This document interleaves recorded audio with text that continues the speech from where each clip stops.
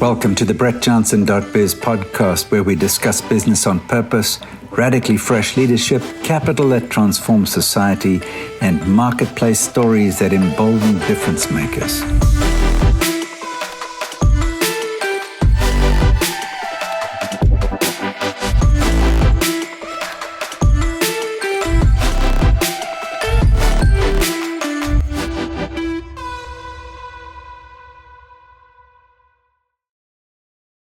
Ten Steps to Restoration. Step number 9, expanded scope and favor. Last time we looked at step number 8, at the return of children, or the restoration of family structures. Verse 19 of Isaiah 49 says, "Though you were ruined and made desolate, and your land laid waste, now you will be too small for your people, and those who devour you will be far away. The children born during your bereavement will yet say in your hearing, 'This place is too small for us. Give us more space to live in.' And you'll wonder, where did these children come from?" Personal restoration always has a "so that" connected with it.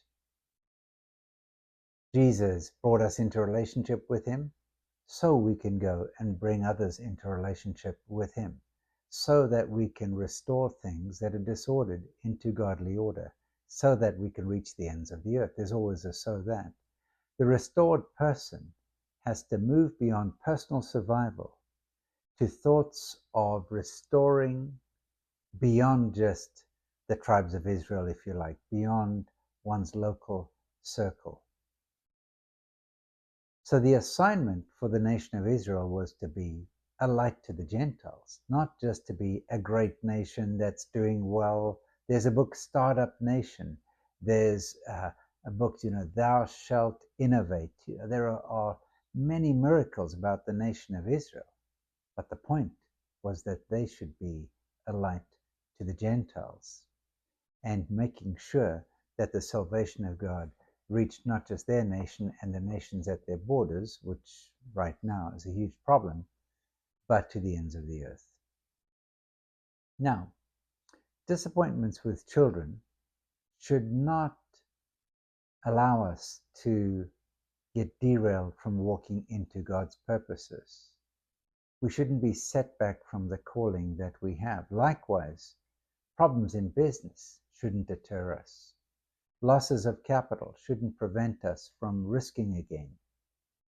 There are many things that could cause us to want to shrink back, but there's a strange paradox that happens in Scripture, and I'm going to unpack it right now regarding your children and the nations. This is what the Sovereign Lord says, verse 21. "See, I will beckon to the nations. I will lift up my banner to the peoples." Remember the Great Commission we talked about, the three-stranded commission. "They will bring your sons in their arms." Who's bringing them? The nations will bring your sons in their arms and carry your daughters on their hips. Sometimes the very places that we are seeking to reach might be instrumental in bringing your children back to you.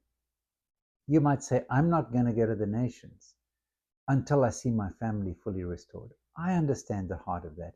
I understand the sentiment of that. But in the wisdom of God, it could be the very nations that you go to. Today I'm praying for a nation where there's looting and there's rioting and there's a destruction of property of my friends, where the government is not doing all it should be doing, where there's shortages of water and electricity and there's national unrest. But that nation is one of the nations that I'm called to. And sometimes as we go to the nations that God has called us to, it's those nations that will bring our children back, our sons, our daughters on their hips. Kings will be your foster fathers, and their queens your nursing mothers. They'll bow before you with their faces to the ground. Then you will know that I am the Lord. Those who hope in me will not be disappointed.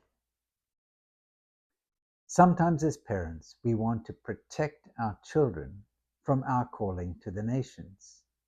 Sadly, I've seen too many situations where children have disconnected themselves from their parents' calling. They see the cost. They see the financial cost, the cost of margin, and they don't want to have any part of it. Service to nations, service to the cosmos, service to the ends of the earth. That service in itself can be the thing that causes your children to be brought back. It can be the launching pad for your children to find their purpose. So I want to encourage you that God is committed to the restoration of families and the families of nations. He is the Father of humankind. And somehow, our multinational God, our 24/7 God, our God who includes all of the nations in his plans, the one who has a desire that people from every tongue, tribe, and nation would know him and worship him. As these strands work together, they form a net around our children and grandchildren that call them into and bring them into the purposes of God. If you have a calling to the nations, let your children understand it.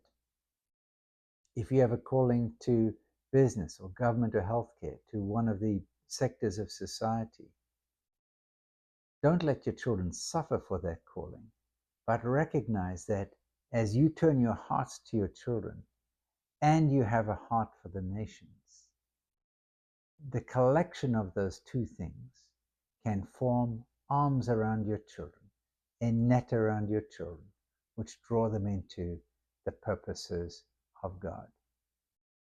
So be encouraged, expanded scope, expanded favor. This place is too small. Being a light to the Gentiles and the return of your children. These things are interconnected here in Isaiah 49. God bless you, and I'll see you for the next session.